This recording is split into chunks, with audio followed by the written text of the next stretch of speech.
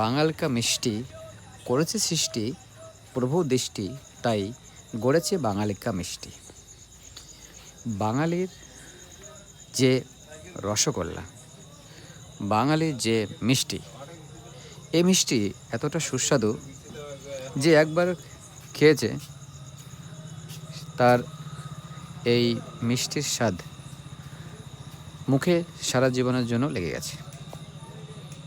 এই মিষ্টির স্বাদ আর এই মিষ্টির যে গন্ধ, ভারতবর্ষের বিভিন্ন জায়গার মিষ্টি এই মিষ্টিকে হার মানাতে বাধ্য করবে।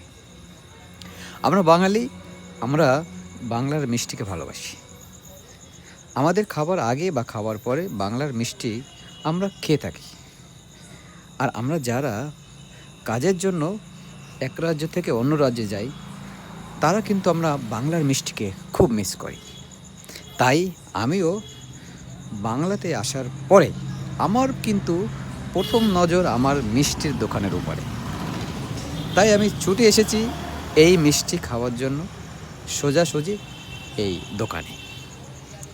এই যে দেখো রসগোল্লা কি সুন্দর করে বানিয়ে রেখেছে গোল আকারে। তাই দেখে আমার নজর খুব ছুটছে তার দিকে। এই মিষ্টি যারা খেতে চায় কিন্তু খেতে পারে না, তাদের জন্য আমি খাওয়াতে তো পারি না, কিন্তু আমার ভিডিওটা তাদের দেখাতে পারি। তোমাদের জন্য আমার বাংলার অপরন্ত ভালোবাসা। আর বাংলার মিষ্টিকে তোমরা যারা মিস করছো, তাদের চোখের নজর সৃষ্টি করার জন্য